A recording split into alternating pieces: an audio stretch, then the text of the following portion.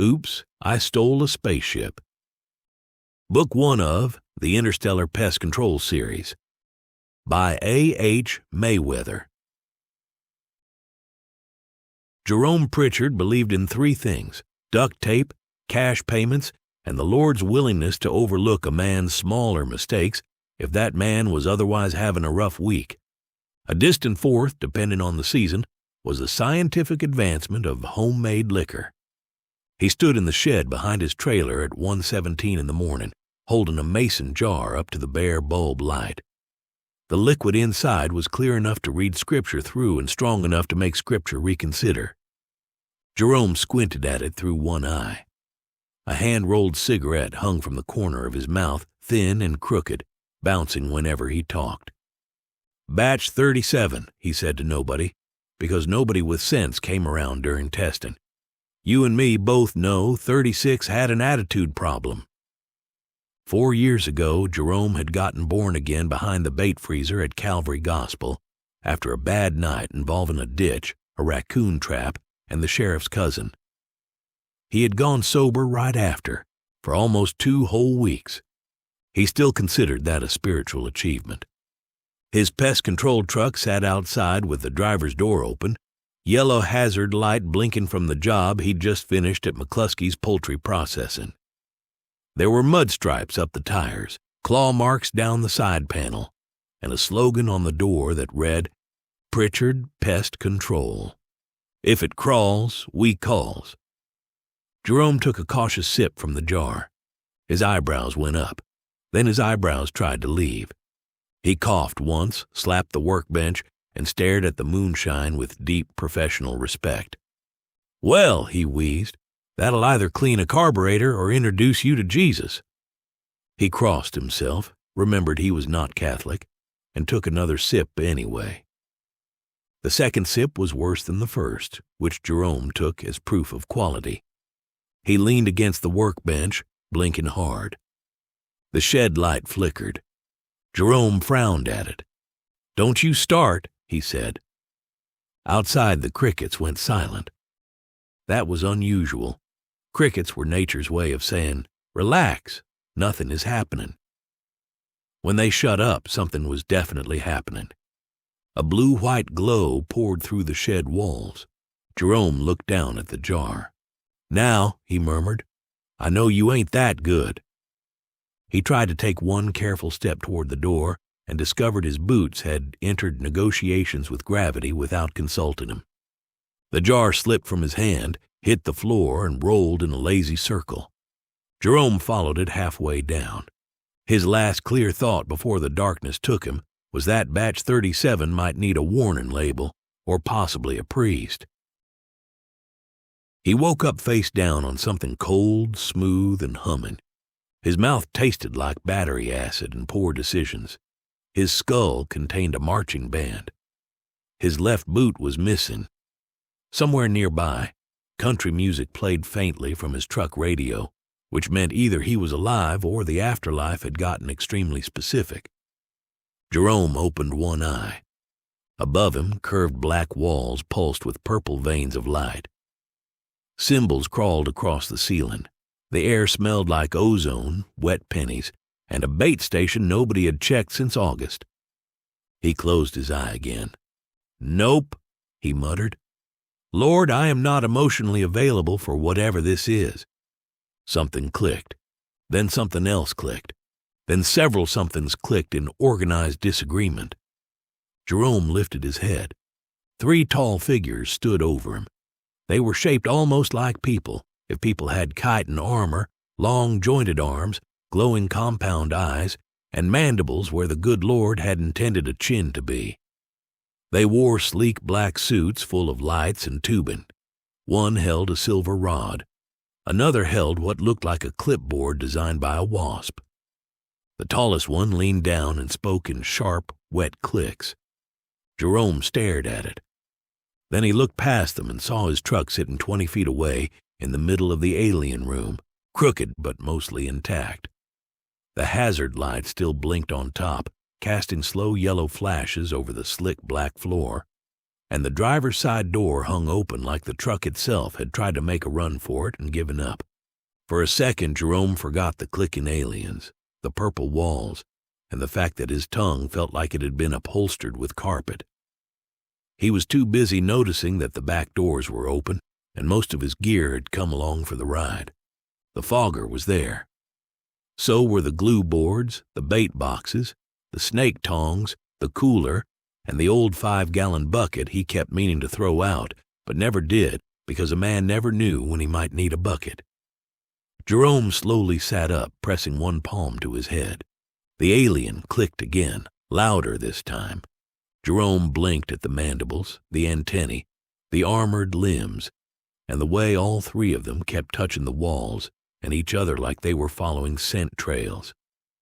The shape of the room was wrong, the smell was worse, and the whole situation had the strong flavor of something his insurance absolutely did not cover.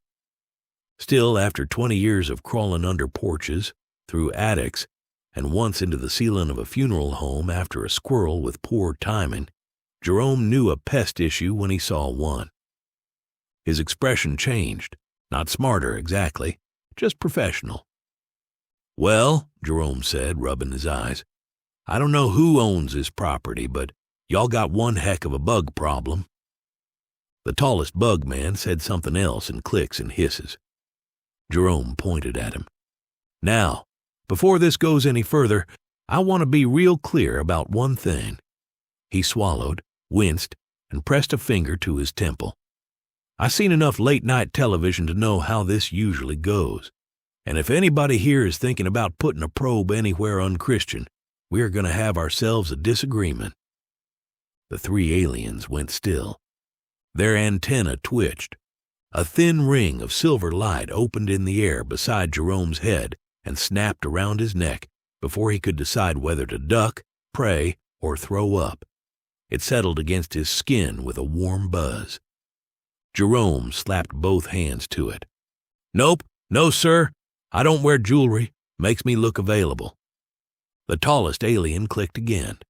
This time the clicks rearranged themselves in Jerome's skull and became words. "Primitive mammal organism. You are aboard the survey vessel Haskalar, property of the etheric continuance. You will submit to biological classification." Jerome stared at him. Then he leaned slightly to one side and spit a small fleck of tobacco off his tongue. "Well, ain't that fancy?" The alien's mandibles flared. "You understand?" "I understand you got a neck bracelet that talks ugly." Jerome tugged at the ring again. "And I understand I am hung over in a room full of upright June bugs with a company truck I still owe money on." The smaller alien with the wasp clipboard made a shrill note-taking sound.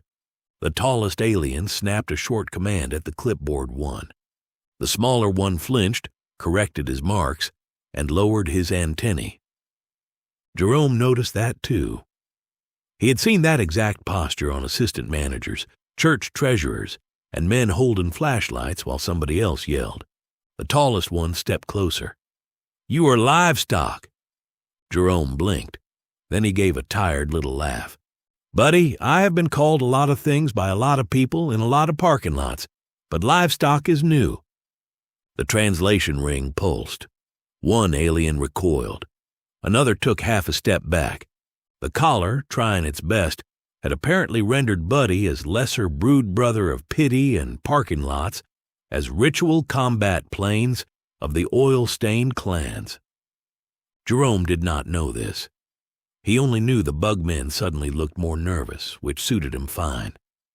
He patted his shirt pocket, found his rolling papers mostly crushed but usable, and pulled out his tobacco pouch. The aliens froze. The silver-rod alien raised its weapon. Jerome paused with a paper between his lips. "What?" "Identify that device." "This?" Jerome held up the tobacco. "Breakfast." All three aliens recoiled at once. The tall one hissed, "Combustion ritual." Jerome licked the paper and rolled the cigarette with the automatic care of a man who could do it in a moving truck, a rainstorm, or one memorable Thanksgiving argument. "Ain't no ritual." Ritual's got music and somebody's aunt crying. This here's stress management." He tucked the cigarette into the corner of his mouth and patted his pockets. No lighter. He looked toward the truck. The aliens looked with him. From the radio, faint and tinny through the open door, a fiddle solo lost its mind. Jerome raised one finger. "Now y'all stay right there." He took one step toward the truck. The silver-rod alien clicked and lunged to block him. Jerome sighed. "Lord, give me patience," he said, "because if you give me strength, I'm going to misuse it." The translation collar pulsed hard. Every alien in the room took a full step backward. Apparently, in Etheric, that came out as divine power requested, violence pending. The three Etheric watched him with the stiff caution of creatures who had just realized the animal in the trap might have tools. Jerome watched them back. Then he held up both hands, palms out. "All right, everybody just simmer down. I ain't looking to start nothing before I've had a smoke and figured out who's paying." The tallest alien's mandibles flexed. "Paying?" Jerome nodded like that was the first sensible word anybody had said. "Now we're getting somewhere." He patted his pockets again, still hunting for his lighter, and glanced toward his truck. The open driver's door looked inviting in the way only a vehicle with unpaid registration and a cracked windshield could look inviting. "Standard emergency call-out is 150, Jerome said, taking a careful step toward it. "After midnight, that doubles. Spaceship work probably counts as commercial, maybe industrial. I'll have to check the book." "You are not employed," the alien said. "You are contained." "Brother, I've been self-employed since 2009. Contained is a state of mind." The smaller alien with the clipboard made a fast scratching sound. Jerome pointed at him. "And you, if you're writing all this down, make sure you spell Pritchard right. 2 R's if you're drunk, 1 if you ain't." The Etheric shifted as he moved, but none of them stopped him. That was the thing about bugs, Jerome knew. Even smart ones did not like surprises. They liked patterns, trails, signals, a world that told them what came next. He also noticed something else. Every time one of them touched the wall, the room answered. Lights changed. Panels breathed open. The ship was not just a room. It was a nervous system. Jerome, on the other hand, had once removed a live possum from a ceiling fan with a broom handle, a salad bowl, and a hymn. Nervous systems could be encouraged. He reached the truck. The smell inside was blessedly familiar. Old coffee, pesticide, vinyl seats, cigarette ash, and the ghost of every gas station burrito he had ever regretted. He leaned in through the open door and grabbed his lighter from the cup holder. Knocking aside a cracked mug with faded blue letters that read, "What would Captain Kirk do?" Jerome paused, looking at it. "Always did like Kirk better," he muttered. "Picard had the nicer chair, sure, but Kirk looked like he'd help you steal a spaceship if the cause was decent." The tallest alien snapped. "Explain that statement." "Can't. It's cultural." Jerome tucked the hand-rolled cigarette between his lips and flicked the lighter. The tiny flame appeared. Every alien in the room froze. Jerome noticed. He flicked the lighter again, just to be sure. All three took a step back. "Well now," he said around the cigarette, "ain't that interesting?" He lit up and drew in a long, necessary breath. The smoke curled out around him in a thin gray ribbon. The effect was immediate. The alien's antennae jerked. The soldier with the silver rod lowered it, then raised it again, then turned sharply toward the clipboard alien as if he had suddenly received 3 different sets of instructions and liked none of them. The tallest Etheric clicked twice, stopped, and touched the wall with one long hand. Jerome exhaled. The smoke drifted toward them. The smaller alien made a noise like a violin string breaking and stumbled backward. Jerome took the cigarette from his mouth and studied them with narrowing eyes. The headache was still there. So was the fear, somewhere under the moonshine and bad choices. But behind both of those, a familiar professional shape was forming. Scent communication, colony behavior, smoke disruption. He looked from the aliens to the cigarette, then past the cigarette to the back of his truck, where the big silver fogger sat strapped against the wall beside a crate of glue boards. A slow grin spread across Jerome's face. It was not a smart grin. It was worse. It was a man about to try something grin. "Boys," he said, reaching into the truck, "I believe we may have found us a treatment plan." Jerome hauled the fogger out of the truck with both hands. It was a big silver unit with a dented tank, a black hose, and a warning label that had given up being readable sometime during the Obama administration. The nearest Ktheric raised the silver rod again. Jerome pointed the fogger nozzle at him. "Now, I would advise y'all to vacate the treated area." The alien clicked hard enough to sound like a drawer full of forks. "I'm going to take that as a no." Jerome thumbed the starter. The fogger coughed once, then it roared. A thick white cloud blasted from the nozzle and rolled across the slick black floor, spilling around Jerome's boots and curling up the alien's armored legs. It smelled sharp, bitter, and medicinal, with an undertone of old shed and bad decisions. The effect on the Ktheric was immediate. The clipboard alien shrieked and dropped its little wasp board.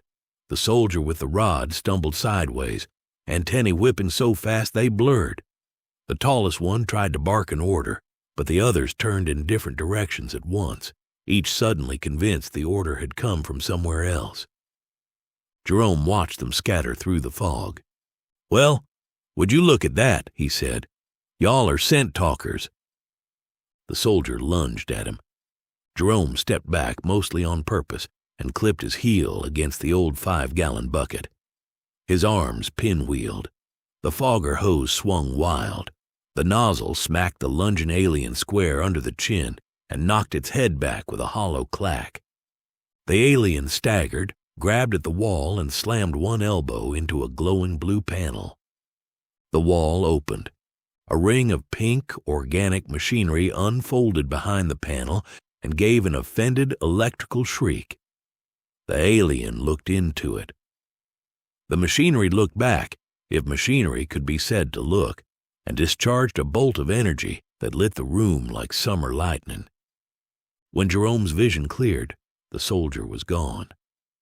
There was only a scorch mark, one smoking boot-shaped piece of chitin, and a smell like somebody had microwaved a crab trap. Jerome lowered the fogger. For one long second, the joke went out of him. He had been bitten, sued, cursed, stiffed, and once nearly baptized by a septic tank, but he had never, to his knowledge, killed anything that could file a complaint in space court. The remaining two aliens stared. Jerome stared too. Then he raised one finger. "That," he said carefully, "was not in the treatment plan." The tallest Ktheric hissed and backed away into the fog. Jerome took advantage of the moment to reach into the truck for anything else useful and knocked over the cooler. The lid popped open, dumping 2 sandwiches, a bottle of orange soda, and a mason jar of batch 37 onto the floor. The jar rolled between Jerome and the aliens. A beam of pale light swept over it from somewhere in the ceiling. The ship spoke for the first time, its voice calm, female, and deeply unimpressed. "Warning. Unregistered volatile compound detected." Jerome glanced up. "You talk too?" "Compound classification: industrial solvent, nerve disruptor, recreational poison." Jerome snatched the jar off the floor and tucked it protectively under one arm. "Recreational is a strong word," he said. "This here is pure art." The tallest alien pointed one trembling claw at the jar. "You consume that?" The alien made a soft, horrified clicking sound. Jerome looked at the fog rolling through the room, then at the open corridor beyond the aliens, then at the smoking place where the soldier had been. His gut clenched, the fear still lodged there. But there was something else now, too. A stupid idea. Jerome had survived most of his adult life by knowing the difference between a bad idea and a bad idea worth trying. This one had a certain shine to it. He lifted the fogger again. "All right," he said. "Second application." Jerome gave the room a second helping. The fogger bellowed like an asthmatic dragon, pumping white smoke across the floor and up the walls. The purple veins in the black panels dimmed under it, and the two remaining catheric staggered apart, antennae whipping through the haze. The tall one recovered first. He was built different from the others, Jerome could see that now. Taller, shinier, more polished around the shoulders, with a ridge of dark chitin rising behind his head, like he had been born wearing a fancy collar. If the dead one had been muscle and the little one had been paperwork, this one was management. Jerome had dealt with management before. Usually they stood on porches and asked if he could just spray around real quick for half price. The tall catheric drew a curved black blade from its side. It unfolded as it came free, clicking into shape like a switchblade made of crab legs. Jerome took one look at it. Nope. He backed into the truck, grabbed the first thing his hand found, and came out swinging. It was the old broom handle. The catheric captain lunged through the fog. Jerome ducked, not because he planned to, but because his headache chose that exact moment to kick him behind the eyes. The blade hissed over his cap and carved a glowing scar through the truck's open door. Jerome looked at the mark. "That door already had problems, but now you done made it personal." The captain lunged again. Jerome backed toward the wall, eyes flicking over the pulsing panels. Blue had opened something deadly. Red, in Jerome's experience, usually meant either stop, danger, or somebody had made a poor design choice. He jabbed the broom handle sideways. He did not know what the red knob did, but he had developed a deep respect for making the ship answer questions on his behalf. The broom handle struck the pulsing red knob. The ship made a thoughtful chiming noise. "Manual waste ejection armed," said the calm female voice from the ceiling. Jerome froze. The captain froze. The small clipboard alien made a tiny sound of pure despair. A round hatch irised open beneath the captain's feet. For half a second, the tall catheric hung there, arms spread, mandibles wide, dignity fighting gravity and losing badly.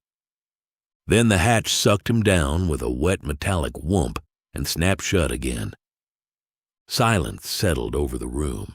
The fogger puttered. Country music crackled softly from the truck. Jerome looked at the broom handle, then at the hatch, then up at the ceiling. "Now, I'm not saying that was my fault," he said, "but I am willing to learn from it." The ship answered, "Command cast biological signature removed." The little alien dropped the clipboard. Jerome turned slowly. The alien was half hidden behind a console, both hands raised. He was smaller than the others, his chitin duller, his black suit marked with little blue lines instead of armor plates. He looked less like a soldier and more like a very nervous accountant who had accidentally joined a cult. Jerome pointed the broom handle at him. "You, bug with the office supplies, you got a name?" The alien's mandibles trembled. "Curvix Null Seth." Jerome stared. "Nope. Kevin." "My designation is—" "Kevin!" The alien seemed to consider arguing, then glanced at the waste hatch and reconsidered his relationship with free will. "I am Kevin," he said. "Smart bug." Jerome kept the fogger angled in his direction. "How many more of y'all are on this thing?" Kevin's antennae lowered. "None." "This is a survey vessel," Kevin said quickly. "Minimal crew, pilot commander, security specialist, systems technician." Jerome nodded toward the scorch mark. "Security specialist." Kevin pointed at the sealed hatch in the floor. "Pilot commander." "And your systems?" Kevin gave a small, miserable click. The ship's voice returned. "Confirmed. Active catheric crew. 1. Jerome let that sit for a second. Then he looked around the foggy alien room, at the dead machinery, the smoking panel, the truck with its wounded door, and the last bug alive holding up both hands. "Well," he said, "congratulations, Kevin. You're management now." Kevin looked at the fogger. Then he looked at Jerome. Then he looked at the fogger again. "Am I to be terminated?" he asked. Jerome frowned. "Terminated? Removed from biological function? Dead?" "Yes." Jerome scratched the side of his jaw with the broom handle. "Well, I hadn't made a firm decision." Kevin made a faint squeaking click. "I'm kidding," Jerome said. "Mostly." He set the broom handle against the truck and reached under his arm for the mason jar. The liquid inside caught the ship light and shone with the innocent clarity of something that had ruined many Saturdays.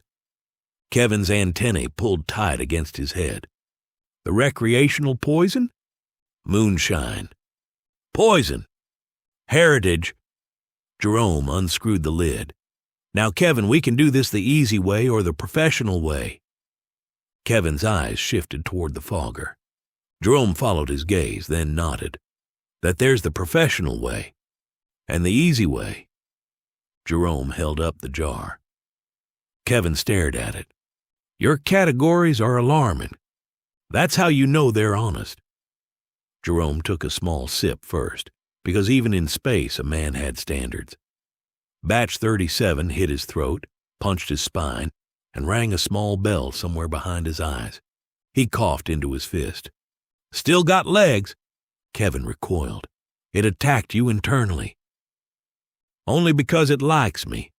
I do not wish to be liked by it." Jerome stepped closer and lowered his voice like he was making a fair offer at a flea market. "Listen here, Kevin. You are the last bug standing. I got a headache, one boot, a damaged truck door, and a strong suspicion this vessel is somewhere it ought not be. I need answers. You can give them to me calm, or I can start guessing." Kevin looked at the fogger again. "Your guesses are destructive." "That has been mentioned." Kevin reached out with 2 trembling hands and accepted the jar. He brought it to his mandibles with the solemn terror of a man about to kiss a chainsaw. He took one tiny sip. For a moment, nothing happened. Then his compound eyes flared bright violet. His antennae shot straight up. His knees bent backward, then forward, then apparently forgot whose side they were on. He made a dry, rattling sound, clutched the jar to his chest, and whispered, "The stars have bones." Jerome blinked. "That's new." Kevin took another sip before Jerome could stop him. "Easy now," Jerome said. "That ain't juice." "Human courage fluid," Kevin said, voice hushed. "It is absolutely not that. You consume this and become impossible to command?" Jerome considered his life, his 2-week sobriety, and 3 separate court appearances. "Sometimes." Kevin's posture changed, not improved exactly, but expanded. His shoulders lifted, his mandibles relaxed. He pointed at the sealed waste hatch where the commander had disappeared. "Pilot Commander Voss was inefficient." Jerome raised his eyebrows. "Was he now?" "He scheduled surveys during molt season. He reported my calibration errors to Brood administration. He called me soft-shelled in front of security cast." "That's hurtful." "I am not soft-shelled." Kevin took another sip and swayed. "I am flexible." "Sure you are." "I should have been systems lead." "Kevin, I believe in you." Kevin stared at him with sudden wet-eyed intensity, or as close as a bug could get. "You do?" "I do. And as your first act as temporary management, I need you to tell me how to turn this ship around." Kevin's mandibles opened, then closed, then opened again. "This vessel is under command lock." "Uh-huh." "Only active Catheric crew may authorize transfer of operational control." Jerome nodded slowly. As if this was exactly what he had expected, and not a sentence that had mostly run into the fence of his understanding. "And you are active catheric crew?" Kevin blinked. "I am." "And management?" Kevin straightened. "I am management." "And management delegates?" "Yes," Kevin said more firmly. "Management delegates." Jerome smiled. It was the same smile he used when convincing customers that the scratching in their wall was probably not raccoons, but let's not rule out raccoons. He pointed toward the ceiling. "Ship lady?" The calm voice answered, "Listening." "Kevin here has an important management decision." Kevin lifted the jar with great dignity. "I authorize the mammal," he declared. "He is loud, poisonous, and spiritually confusing, but he is effective." There was a pause. Then the ship said, "Operational control transferred. Acting Captain Jerome Pritchard." Jerome stared upward. Somewhere in the ship, something locked. Somewhere else, something unlocked. The light shifted from purple to a soft, obedient blue. Kevin smiled with his mandibles, which was upsetting. The truck radio crackled into another fiddle solo. Jerome took the jar gently from Kevin's hands. He had meant to get home. He had not meant to become the sort of man who had to explain a stolen spaceship to dispatch before breakfast. "Well," he said, "oops." State destination, Acting Captain Pritchard. Jerome looked at Kevin, who was sitting on the floor with his knees pointed in different directions, humming softly to himself and staring at his own hands as if they had recently betrayed him. Then Jerome looked at the control room. "Home," he said. "Define home." That gave him pause. There were many possible answers to that. Earth, for one. The United States, Pine County.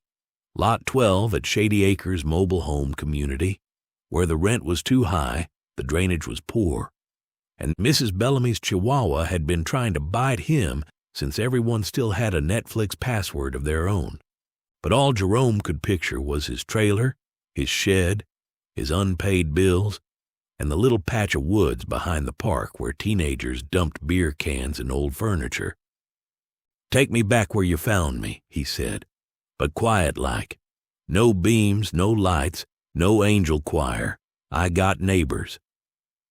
Atmospheric descent will be visible within a 40-mile radius." Jerome stared up at the ceiling. "Ship lady, I am begging you as a man who has already had one government inspection this year. Be discreet." There was a pause. "Cloaking available." "Well, why didn't you lead with that?" The ship moved. Jerome felt it not in his feet, but in his stomach, like the whole room had become an elevator operated by a drunk raccoon. Kevin made a soft whimpering noise and held the mason jar with renewed devotion. "Easy with that," Jerome said. "You're already 3 sips past church social." Kevin looked up at him with shining compound eyes. "The courage fluid has revealed many failures in my previous management structure." "That's so. I was undervalued." "Happens to the best of us." The ship shuddered, then hummed. A wide view screen bloomed across the front wall, showing stars becoming clouds, clouds becoming darkness, and darkness becoming the familiar ragged outline of Pine County at night. Jerome saw the trailer park appear below them. Tin roofs, gravel lanes, porch lights, one blue kiddie pool that had been upside down since last summer, and the long black strip of woods behind Lot 12.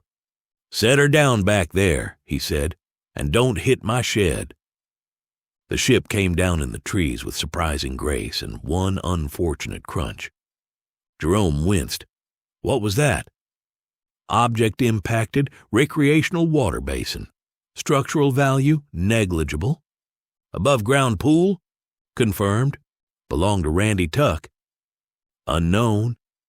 Jerome allowed himself a small smile, then continue. The vessel settled fully into the woods, cloaked beneath a shimmer of bent moonlight. From the outside, Jerome suspected it looked like heat over asphalt, or maybe like nothing at all, provided a person had not consumed batch 37 and become qualified to see the Lord's more experimental handiwork. For a while, nobody moved. Then Jerome did what any responsible citizen would do after stealing a spaceship. He tried to call the sheriff. His phone had one bar and a cracked screen. He stood under a pine tree beside an invisible alien survey vessel and dialed dispatch. "Pine County Sheriff's Office," said a tired woman. "This is Jerome Pritchard." There was a pause. "Jerome, if this is about the raccoon in your truck again." "It ain't. I need to report a spaceship." Another pause. "Have you been drinking?" Jerome looked back at Kevin, who was trying to lick moonshine off one of his own fingers and missing. "That is not the central issue." The dispatcher sighed. "Go to bed, Jerome." She hung up. Jerome considered calling Pastor Dean, then remembered Pastor Dean still owed him $40 for wasp removal and was therefore not spiritually neutral. So he called Randy Tuck, because Randy claimed he had military connections, which meant he once sold a used four-wheeler to a man from Fort Benning. Randy answered on the fifth ring. "This better be weird." "Randy," Jerome said, "how much trouble is a man in if he accidentally takes command of a spacecraft?" Randy considered that. "Government trouble or biblical trouble?" "Both, maybe." "You got proof?" Jerome looked at the invisible ship, the broken trees, and Kevin, who had wandered out into the moonlight and was now staring at a moth like it owed him money. "Some." "Can I see it?" "No." "Then you ain't got proof." Jerome hung up. The woods went quiet around him. Crickets had started up again, cautious but present, which Jerome took as a sign that the universe was at least willing to negotiate. Kevin stepped beside him, swaying gently. Without his armor lit up by ship glow, he looked smaller, less like an invader, more like somebody's nervous cousin who had gotten lost at a funeral. "Will you surrender me?" Kevin asked. Jerome looked at him. "To authorities?" Jerome thought about that. He thought about sheriff's deputies, federal agents, news trucks, lab coats, cages, questions, and Kevin trying to explain himself while 3 sips of moonshine worked through a body designed for nectar and obedience. He also thought about the waste hatch, the fogger, the way Kevin had said, "I was undervalued," like it was the truest thing he had ever told anyone. Jerome sighed. "Kevin, I'm a born-again Christian with a minor drinking problem, a stolen spaceship, and a bug alien in my yard. I don't believe I'm currently qualified to judge anybody." Kevin's antennae lifted slightly. "So I am not surrendered?" "Not tonight." Kevin made a small sound that might have been relief or gas or both. Jerome pointed toward the trailer. "You can stay in the shed or on the ship till we figure this out. Don't eat anything unless I tell you. Don't touch the lawnmower. Don't talk to Mrs. Bellamy. And if a chihuahua comes at you, that's between you and God." Kevin nodded solemnly. "I accept these terms." By dawn, Jerome had thrown a tarp over a section of nothing, hammered 3 stakes into the dirt, and put up a hand-painted sign that read, "Do not enter. Possum problem. Seriously." The ship remained hidden in the woods behind Lot 12. Kevin remained hidden in the shed, where he discovered pork rinds, daytime television, and the terrible beauty of a 5-gallon bucket. Jerome remained mostly confused. Still, by noon, he had added a new line to the notebook he used for unpaid invoices. Emergency after-hours service, alien vessel, crew removal, completed. Equipment damage, truck door, 1 fogger hose, spiritual peace. Customer payment, pending. He stared at the page for a long moment, then looked out the kitchen window toward the invisible spaceship. Kevin stood just inside the shed, wearing one of Jerome's old trucker caps tilted badly over his antenna. He held up the mason jar hopefully. Jerome opened the window. "No," he called. "It's 9 in the morning." Kevin lowered the jar. Jerome took a sip of coffee. Then, after a moment, he leaned back toward the window. And quit calling it courage fluid. That's how rumors start. From somewhere deep in the woods, the ship's calm voice drifted through the morning air. Acting Captain Pritchard. Incoming transmission detected. Jerome closed his eyes. From who? Unknown origin. Message repeats. Request pest management assistance. Jerome stood there in his kitchen, barefoot, hungover, and suddenly very aware that the galaxy had his number. He looked at Kevin. Kevin looked at him. The invisible ship hummed behind the trees. Jerome sighed, reached for his cap, and muttered, "Well, hell, better make an invoice." All right, this is Jerome with a quick message to you. If you enjoy this particular professional disaster, hit the like button and subscribe to A.H. Mayweather's channel. Apparently, that helps the little machine recommend us to folks who might enjoy questionable moonshine, alien paperwork, and professionally managed chaos. The next catastrophe ought to be on the screen in front of you. If it ain't, check the Interstellar Pest Control playlist. If you're looking for other books or audiobooks by A.H. Mayweather, the website's in the description. Thanks for listening. And remember, if it scratches, bites, glows, or violates the known laws of physics, call somebody qualified. If they're unavailable, call Pritchard Pest Control.